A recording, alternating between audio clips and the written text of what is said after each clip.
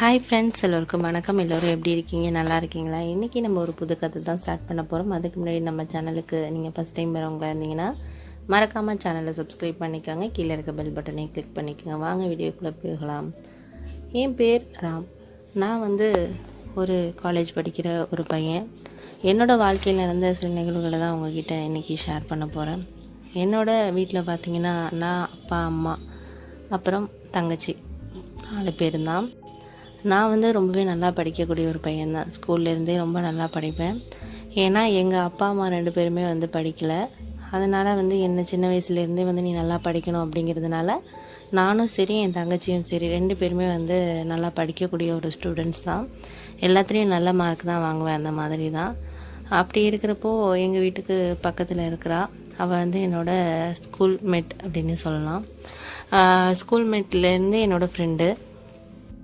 அவள் என்னோட ரொம்ப க்ளோஸ் ஃப்ரெண்டுன்னு சொல்லலாம். நான் எல்லாமே அவகிட்ட தான் ஷேர் பண்ணுவேன். அந்தளவுக்கு ரொம்ப க்ளோஸ் ஃப்ரெண்ட். அவளும் நானும் ஒரே காலேஜில் தான் படிச்சுக்கிட்டு இருந்தோம். என்னோடய சிஸ்டர் ஒரு ஸ்கூல் முடிக்க போகிற ஒரு லெவலில் படிச்சுக்கிட்டு இருந்தா. நாங்கள் எல்லாம் ஒரு ஜாயிண்டாக செம ஜாலியான ஒரு என்ஜாய்மெண்டான ஒரு ஃபேமிலியாக தான் போயிட்டுருந்துச்சு எங்கள் லைஃபு.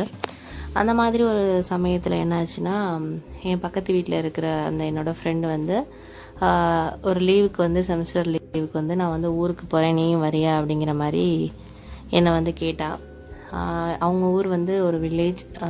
அந்த ஊர்லேருந்து தான் இங்கே தங்கி அவங்க அப்பா வேலை பார்த்துக்கிட்டு இருக்கனால இங்கே ரொம்ப வருஷமாக அவங்க இருக்கிறாங்க. ஆனால் எங்கள் வீடு நாங்கள் அப்பையிலேருந்து இங்கே தான் இருந்துக்கிட்டு இருந்தோம். ஒரு டவுனான ஒரு ஏரியா தான்.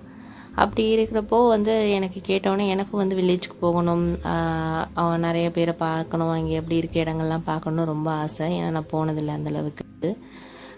அதனால் எங்கள் அம்மா கிட்ட சொன்னேன், இது மாதிரி அவள் போகிறலாமா, நான் அவங்க ஃபேமிலியோடு நான் போயிட்டு வரேன், ஒரு 1 மந்த்து இங்கே இருந்துட்டு வரேம்மா அப்படிங்கிற மாதிரி சொன்னேன். அம்மா உடனே 1 மந்த்லாம் வேணா ஒரு 10 நாள் வேணால் போய் நீ இருந்துட்டு வா, இல்லாட்டா அப்பா திட்டுவார், 1 மாதம்லாம் இருக்க முடியாது, நிறைய வேலை இருக்குது, வீட்டில் இருக்குது, அப்புறம் நிறைய படிக்கணும், அடுத்தது என்ன பண்ணணுங்கிறது நிறைய விஷயங்கள் இருக்குது, நீ அப்புறம் நல்லா தங்க வேணாம் அப்படிங்கிற மாதிரி எங்கள் அம்மா சொன்னாங்க. சரி அப்படின்னு சொல்லிட்டு எனக்கு ரொம்ப சந்தோஷமாயிட்டு அவங்க ஊருக்கு போகிறோம் அப்படின்னு சொல்லிட்டு. அது என்னோடய ஃப்ரெண்டோட அத்தை வீடு தான். அப்போ எல்லோரும் கிளம்பி போனோம், ட்ரெயினில் தான் போனோம். ரொம்பவே அந்த பயணம் எங்களுக்கு நல்லா இருந்துச்சு.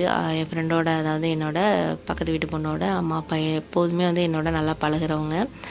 அவங்க என்னை நல்லா ஒரு கேர் பண்ணக்கூடிய ஒரு பர்சன்னே சொல்லலாம். அந்தளவுக்கு என்னை நல்லா பார்த்துக்குவாங்க. ஏன்னா அவங்களுக்கு பையன் கிடையாதுனால, என் ஃப்ரெண்டு வீட்டில் 2மே பொண்ணு, அதனால என்னை ரொம்பவே நல்லா பார்த்துக்குவாங்க. போனால் சாப்பாடெல்லாம் கொடுப்பாங்க. அவங்களும் ஏதாச்சும் பண்ணால் எங்கள் வீட்டுக்கு கொண்டு கொடுப்பாங்க. அந்த மாதிரி தான் எங்களோட ஒரு பழக்க வழக்கம் இருந்துச்சு. எங்கள் அம்மாவும் ரொம்ப நல்லாவே பழகுவாங்க அவங்க வீட்டில் அப்படின்னே சொல்லலாம். சரின்ட்டு என்ன பண்ணோம், நாங்கள் கிளம்பி ட்ரெயினில் போனோம். அந்த நாட்கள் ரொம்பவே சூப்பரான ஒரு நாட்கள் அப்படின்னே சொல்லலாம். நாங்கள் போய் இறங்கினதுக்கு அப்புறம் அவங்க வீட்டிலேருந்து அவங்க அத்தை கணவரும் அழைக்க வந்தாங்க ரயில்வே ஸ்டேஷனுக்கு. அழைக்க வந்தப்போ அவங்க அத்தை என்கிட்ட நல்லா பேசினாங்க, நல்லா ஜாலியாக பேசினாங்கன்னே சொல்லலாம். ரொம்ப கலகலப்பாக பேசக்கூடிய ஒரு ஆள் தான் அவங்க அத்தை. நாங்கள் போன டைமில் கொஞ்சம் வெயில் அடிக்கும், அந்த ஊரில் கொஞ்சம் மழை பெய்யும் கொஞ்சம் நேரம் அப்படிங்கிற மாதிரியான ஒரு கிளைமேட்டான ஒரு ஊர். ரொம்பவே ஒரு பசுமையான ஒரு ஊர். எனக்கு ரொம்ப பிடிச்சிருந்துச்சி. நான் கேமராலாம் எடுத்துகிட்டு போயிருந்தேன். எனக்கு அந்த இடத்துல இருக்கிறதுக்கே அவ்வளோ ஒரு சந்தோஷமாக இருந்துச்சு. மனசு அந்தளவுக்கு ரிலீஃபாக இருந்துச்சுன்னே சொல்லலாம். அவ்வளோ ஒரு சூப்பரான இடத்த நான் பார்த்ததே இல்லை லைஃப்பில். நான் என் ஃப்ரெண்டுக்கு தான் தேங்க்ஸ் சொன்னேன். எனக்கு ரொம்ப இந்த ஊருக்கு நீ அழைச்சிட்டு வந்ததுக்கு ரொம்ப தேங்க்ஸ். லைஃப்பில் இந்த மாதிரி ஒரு இடத்துக்கு வந்ததுக்கு நான் ரொம்பவே சந்தோஷப்படுறேன் அப்படின்னு சொன்னேன். இதில் என்னடா இருக்குது, நம்ம வருஷம் வருஷம் வரலாம், ஒன்றும் பிரச்சனை கிடையாது, எங்கள் அத்தையெல்லாம் ரொம்ப நல்லா பார்த்துக்கக்கூடிய ஆள் அப்படின்னு சொன்னான். சரின்ட்டு அன்றைக்கி நல்ல சாப்பாடு, அத்தை வீட்டில் நிறைய நான்வெஜ் செஞ்சுருந்தாங்க. சூப்பராக சாப்பிட்டோம். 2-3 நாட்கள் அந்த ஊரில் இருக்கிற இடங்களெல்லாம் சுற்றி பார்க்குறதுக்காக நாங்கள் எடுத்துக்கிட்டோம் அப்படின்னே சொல்லலாம். அதுக்கப்புறம் என்ன ஆச்சுன்னா, என்னையும் என் ஃப்ரெண்டையும் மட்டும் விட்டுட்டு என் ஃப்ரெண்டோட அம்மா அப்பா வந்துட்டாங்க. ஏதோ ஒரு ரீசனால் ஊரில் அவங்களுக்கு ஆஃபீஸில் ஏதோ ப்ராப்ளம் அப்படிங்கிறதுனால என் ஃப்ரெண்டோட அப்பாவும் அம்மாவும் 2 பேரும் கிளம்பி வந்துட்டாங்க. நீங்கள் 2 பேரும் மட்டும் அத்தை வீட்டில் இருங்க, அத்தை வீட்டில் இருந்துட்டு ஒரு 10-15 நாள் இருந்துட்டு நீங்கள் வந்துடலாம், இவனோடய நீ வந்துடு அப்படின்னு சொல்லிட்டு என் ஃப்ரெண்டையும் சொன்னாங்க. சரி ஓகே அப்படிங்கிற மாதிரி நான் அழைச்சிட்டு வந்துடுறேன் அவளை, நீங்கள் ஒன்றும் கவலைப்படாதீங்க அப்படின்னு சொல்லிட்டு நான் சொன்னேன். அவங்க அத்தை எங்களை ரொம்ப நல்லாவே பார்த்து விட்டாங்க அப்படிங்கிறது மாதிரி இருந்துச்சு. அப்போ வந்து என்னோடய ஃப்ரெண்டு வந்து ஒரு விஷயம் சொன்னான். நான் அப்புறம் என்னோடய ஃப்ரெண்டு வந்து என்கிட்ட என்ன சொன்னான்னா, இந்த ஊரில் வந்து ஒரு அழகான ஒரு பெரிய ஒரு வீடு இருக்குது. அந்த வீட்டில் வந்து நிறைய வந்து பழங்காலத்து பொருள்லாம் வச்சுருப்பாங்க. அந்த மாதிரியான ஒரு பொருள் வைக்கிற ஒரு வீடு இருக்குது. நம்ம வேணால் அதை போய் பார்த்துட்டு வரலாமா அப்படிங்கிற மாதிரி சொன்னால், சரின்ட்டு நானும் அவளோட போனேன். ரொம்பவே அழகாக இருந்துச்சு. அந்த காலத்தில் வரைந்த ஓவியங்கள் அது மாதிரியெல்லாம் அந்த வீட்டில் வச்சுருந்தாங்க. எனக்கு நிறைய ஃபோட்டோஸ்லாம் இங்கே எடுத்துக்கிட்டு அந்தளவுக்கு ரொம்ப அந்த இடம் பிடிச்சிருந்துச்சு. அப்புறம் வந்து வர வழியில் வந்து நிறைய வந்து அந்த ஊரில் கிடைக்கக்கூடிய தின்பண்டங்கள்லாம் வந்து நிறைய விற்றாங்க. அதெல்லாம் நானும் அவ்வளோ வாங்கி சாப்பிட்டுக்கிட்டே வண்டியில் வந்தோம். வயலில் போர் செட்டில் போய் குளிக்கிறது எல்லாமே வந்து அவ்வளோ ஒரு இயற்கையான ஒரு இதாக இருந்துச்சு. எனக்கு ரொம்பவே பிடிச்சிருந்துச்சுன்னே சொல்லலாம். அதை வந்து என்னால் மறக்க முடியாத ஒரு அனுபவம்னே சொல்லலாம். இப்படியே வந்து ஒரு 2-3 நாள் போயிட்டு இருந்துச்சு. அதுக்கப்புறம் வந்து என்னோடய ஃப்ரெண்டு சொன்னால், அவளோட ஸ்கூல் ஃப்ரெண்ட், அதாவது சின்ன வயசில் படித்த ஃப்ரெண்டுக்கு பக்கத்தில் தான் வீடு இருக்குது. அவள் வீட்டுக்கு நான் போயிட்டு வரேன், காலைல போயிட்டு நான் சாயந்தரம் தான் வருவேன் வீட்டுக்கு, நீ வந்து இங்கே இரு, அத்தை மாமாலாம் இருக்காங்க அப்படிங்கிற மாதிரி சொன்னான். சரி ஓகே அப்படின்னு சொல்லிட்டு நானும் வீட்டில் இருந்தேன். அப்போ வந்து அவங்க அத்தை வந்து வேலை செஞ்சிட்டு இருந்தாங்க. நான் போய் கேட்டேன், ஏதாச்சும் வேலை இருக்கா அப்படின்னு சொல்லிட்டு நான் கேட்டேன். அதெல்லாம் ஒன்றும் இல்லை நீ போயிட்டு வேறு ஏதாச்சும் வேலை இருந்தால் பாருப்பா அப்படிங்கிற மாதிரி அவங்க அத்தை சொன்னாங்க. எனக்கு ரொம்ப அவங்கக்கிட்ட பேசினது ரொம்ப பிடிச்சிருந்துச்சு. அப்புறம் சொன்னாங்க, நம்ம வீட்டுக்கு பின்னாடியே வந்து ஒரு தோட்டம் இருக்குது, அந்த தோட்டத்தில் நிறையா செடிகள்லாம் இருக்குது, பார்க்குறதுன்னா நீ வேணால் போய் பாரு, ஃபோட்டோ எடுக்கிறதுனா எடு அப்படிங்கிற மாதிரி சொன்னாங்க. நான் அத்தைக்கிட்ட சொன்னேன், எனக்கு ஃபஸ்ட்டு டைம் இங்கே போகிறதுக்கு பயமாக இருக்கிற மாதிரி, தனியாக போகிற மாதிரி இருக்குது, நான் போகலை அப்படின்னு சொன்னேன். அவங்க சொன்னாங்க, இதில் என்ன எப்பா இருக்குது, நம்ம வீட்டுக்கு பின்னாடி தானே இருக்குது, ஒரு பயமும் இல்லை அப்படின்னு சொல்லிட்டு, ஓகே நான் அந்த ஒரு 1/2 மணி நேரத்தில் சமைச்சிட்டு நம்ம 2 பேரும் வேணால் போயிட்டு வரலாம் அப்படிங்கிற மாதிரி சொன்னாங்க.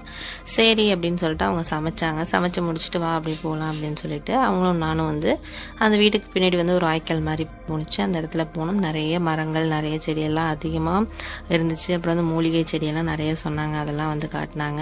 அப்புறம் வந்து பூச்செடி வந்து அவ்வளோ இது வச்சுருந்தாங்க. ஃபுல்லாக ரோஸ் செடி தான், எல்லாமே கலர் ரோஸாக வச்சுருந்தாங்க. நான் வந்து அவங்கக்கிட்ட கேட்டேன், இது என்ன இவ்வளோ இது இந்த இடத்துல மட்டும் பூத்துருக்கு என்ன அப்படின்னு கேட்டதுக்கு, இதில் இயற்கையான உரம்லாம் நிறைய மாட்டு சாணம் நிறைய உரம் வந்து நாங்கள் வந்து இதில் கலந்து இந்த செடிங்களுக்கெல்லாம் வந்து வைக்கிறப்பே போட்டுருவோம்ப்பா, அதனால தான் இவ்வளோ பெரிய பூவாக பூத்துருக்கு.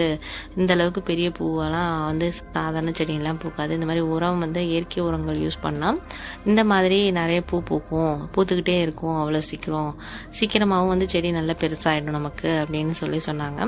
அதுக்கு நான் சொன்னேன், எங்கள் ஊர்களெல்லாம் வந்து ரொம்ப குட்டி குட்டி பூவாக தான் பூக்கும், நானும் வீட்டிலலாம் வாங்கி வந்து வச்சுருந்தேன், ஆனால் அந்தளவுக்கு ஒரு பெருசாகலை செடி, இங்கே வந்து இவ்வளோ பெருசாக இருக்குது அப்படின்னு சொல்லிட்டு நாங்கள் பேசிகிட்டு வந்தோம். அப்புறம் வந்து நிறைய வந்து கொய்யாப்பழம், வாழைப்பழம் அந்த மாதிரியெல்லாம் நிறைய இது கனிகளும் வச்சுருந்தாங்க. அதெல்லாம் கொஞ்சம் நான் பறிச்சுக்கிட்டேன். அப்புறம் கத்திரிக்காய் செடி இதெல்லாம் வந்து வீட்டுக்கு வந்து சமையலுக்கு பறிச்சுக்கலாம் அப்படின்னு சொல்லிட்டு நிறைய காய்கறிகளும் வச்சுருந்தாங்க. அதையும் அவங்க வந்து ஒரு பை எடுத்துகிட்டு வந்திருந்தாங்க. அதில் பறித்தோம் 2 பேருமே. பறிச்சுட்டு வந்துக்கிட்டு இருக்கப்ப என்ன ஆச்சுன்னா, திடீர்னு அத்தை வந்து அங்கே ஒரு சகதி மாதிரி இருந்துச்சு, தண்ணியோட சகதி, அதில் காலை வச்சுட்டாங்க, விழுந்துட்டாங்க.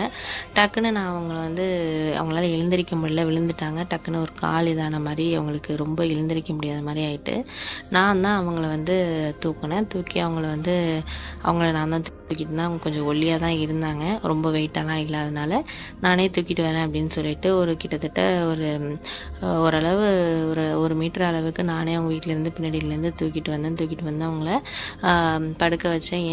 என்ன பண்ணுது அப்படின்னு கேட்டதுக்கு, எனக்கு கால் சுத்தமாக முடியலடா அப்படிங்கிற மாதிரி சொன்னாங்க. அதுக்கப்புறம் வந்து கொஞ்சோண்டு வெந்நீர் வச்சு தைலம் மட்டும் போட்டு விடு அப்படின்னு சொன்னாங்க. சரி நம்ம பார்க்க போன வாசி தானே, இவங்களுக்கு இப்படி வந்தால் நம்ம ஃப்ரெண்டு திட்டுவா அப்படின்னு சொல்லிட்டு அவங்களுக்கு வந்து வெந்நீர்லாம் வச்சு அதுக்கப்புறம் தைலம்லாம் அந்த இடத்துல வந்து தடவுறதுக்காக ரெடியாகி எல்லாம் எடுத்துகிட்டு வந்து வச்சோடனே, அதை நான் போடலாமா நீங்களே போட்டுக்கிறீங்களா அப்படின்னு கேட்டதுக்கு, என்னால் எப்படிடா போட முடியும், எனக்கே ரொம்ப வலியாக இருக்குது, நீயே போட்டுவிடு அப்படின்னு சொன்னாங்க. அதுக்கப்புறம் வந்து நான் வந்து போட்டுவிட்டேன். அவங்களுக்கு போட்டுவிட்டதுக்கப்புறம் வந்து அவங்க வந்து ரொம்ப வலியிலே ரொம்ப கத்த ஆரம்பித்தாங்க.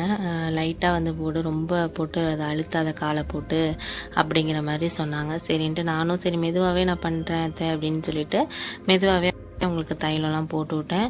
ரொம்ப வலியாக இருக்காது அப்படின்னு கேட்டதுக்கு, ஆமாப்பா ரொம்ப வலிக்குது, என்னால் முடியலை அப்படின்னு சொல்லிட்டு சொன்னாங்க. ஏதாச்சும் அடிபட்டிருக்கா, அன்றைக்கி தைலம் போட ஆரம்பித்தோன்னே வந்து எங்கேயாச்சும் அடிபட்டிருக்கான்னு சொல்லி கேட்டேன். அவங்க வந்து கால் ஃபுல்லாக எனக்கு அப்படி தான் இருக்குது, ரொம்ப வீக்கமாக இருக்கணும்னு. அப்புறம் வெந்நீர் வச்சு அவங்களுக்கு எல்லாம் வந்து செஞ்சேன். அதுக்கப்புறம் வந்து அவங்க வந்து ஒரு மாதிரி என்னை பார்த்த விதம் வந்து எனக்கு ரொம்பவே ஆச்சரியமாக இருந்துச்சு. அந்த நேரத்தில் நாங்கள் 2 பேரும் எங்களையும் அறியாமல் வந்து 2 பேரும் வந்து ஒன்றாயிட்டோன்னே சொல்லலாம். எப்படி அந்த நிகழ்வு நடந்துச்சுன்னா, அவங்களுக்கு நான் தைலம் தேய்ச்சதுக்கப்புறம் அவங்களோட என் நடவடிக்கை வேறு மாதிரி இருந்துச்சு. அவங்க வந்து ரொம்பவே ஒரு உணர்வுபூர்வமாக வந்து அவங்க வந்து என்கிட்ட நடந்துக்க ஆரம்பித்தாங்க. உடனே வந்து நானும் அதை வந்து அக்செப்ட் பண்ணிக்கிட்டேன். அவங்களுக்கு ஒரு என் மேலே ஒரு ஈர்ப்பு இருந்திருக்கலாம் என்னென்னு தெரியல. ஆனால் வந்து அந்த சமயத்தில் அவங்களுக்கு என் மேலே ஒரு ஈர்ப்பு ஒரு இருந்துச்சு. அதை வந்து நான் வந்து அக்செப்ட் பண்ணிக்கிட்டேன். 2 பேரும் வந்து அன்றைக்கி அந்த நேரத்தில் வந்து நாங்கள் ரொம்பவே சந்தோஷமாக இருந்தோம் 2 பேருமே. ஆனால் மனசுக்குள்ள ஒரு பயம் இருந்துச்சு, என் ஃப்ரெண்டு வந்தாலும் வந்துடுவாளோ அப்படிங்கிற பயம் வந்து வந்துருந்துச்சு. ஆனால் வந்து அவள் வந்து சாயந்தரம் தானே வரேன்னு சொல்லிட்டு போகிறாங்கிற நம்பிக்கையில் 2 பேரும் சந்தோஷமாக இருந்தோம். மாமாவும் வந்து வீட்டில் இல்லை, அவரும் வெளியூர் போயிருந்தார். சாயந்தரத்துக்கு தான் அவரும் வருவாருங்கிற மாதிரி இருந்ததுனால 2 பேரும் ஒன்றா இருந்தோம்.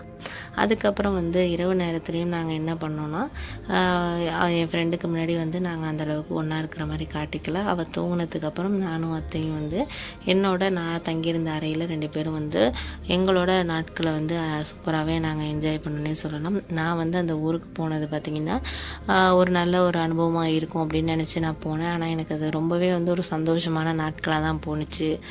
ஏன்னா அங்கே இருந்த அந்த ஒரு 15 நாளும் நானும் அத்தையும் ரொம்பவே சந்தோஷமாக இருந்தோம். என்னால் வந்து அத்தை ரொம்ப சந்தோஷப்பட்டாங்க.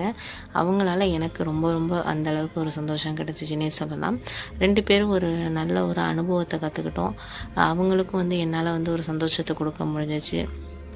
அதுக்கப்புறம் என்ன ஆச்சுன்னா, ஒரு 10 நாள் முடிஞ்சிருச்சு. அதுக்கப்புறம் என் ஃப்ரெண்டு என்ன சொன்னான்னா, இது மாதிரி நம்ம போவோம், அம்மா ஃபோன் பண்ணாங்க, ஊரில் அப்பா வந்து வர சொல்கிறாரு, நம்ம போய் தான் ஆகணும்டா அப்படிங்கிற மாதிரி சொன்னா. சரி ஓகே அப்படின்னு சொல்லிட்டு எனக்கு அங்கேருந்து வர மனசே இல்லை. அது வந்து அந்த ஊரை விட்டு வர மனசு இல்லைன்னு இல்லாமல் எனக்கு அத்தையை விட்டு வர்றதுக்கு மனசு இல்லைன்னு தான் சொல்லணும். இருந்தாலும் என்ன பண்ணுறது, போய் தான் ஆகணும் அப்படிங்கிற காரணத்துக்காக ஊருக்கு கிளம்பணும். அதுக்கப்புறம் அத்தையும் வந்து நான் வரேன், இடையில ஊருக்கு வரேன், பார்த்துக்கலாம் அப்படிங்கிற மாதிரி சொன்னாங்க. சரின்ட்டு அவங்கள வந்து எனக்கு பிரிய மனசு இல்லாமல் 2 பேரும் கிளம்பி வந்துட்டோம் ஊருக்கு. வந்து ஒரு வாரத்துலேயே அத்தை வந்து இவங்க வீட்டுக்கு வந்தாங்க. வந்ததுக்கப்புறம் வந்து எனக்கு வந்து இது மாதிரி ஃபோன் பண்ணாங்க, நான் வந்திருக்கேன் அப்படிங்க. எனக்கு ரொம்ப சந்தோஷமாயிடுச்சு, அத்தையை பார்க்க போகிறோம் அப்படின்னு சொல்லிட்டு. அதுக்கப்புறம் அத்தையும் நானும் வந்து அவங்க வீட்டிலேயே தெரியாமல் வந்து எங்கள் வீட்டுக்கு வந்து நாங்கள் சந்தோஷமாக இருந்தோம் ஒரு நேரத்தில். அதுக்கப்புறம் அவங்க ஒரு வாரம் வந்து இங்கே இருந்துட்டு அதுக்கப்புறம் வந்து அவங்களும் வந்து நான் ஊருக்கு போயிட்டு வரேன், நீ வந்தா வா அப்படின்னு சொல்லிட்டு இடையில வாப்பா அப்படிங்கிற மாதிரி சொன்னாங்க. நான் வந்து வரேன், கண்டிப்பாக அடுத்த வருஷத்தில் கண்டிப்பாக வருவேன் அப்படின்னு சொன்னேன். அவங்க ஃபோன் வந்து அடிக்கடி எனக்கு பண்ணுவாங்க, 2 பேரும் பேசிக்குவோம்.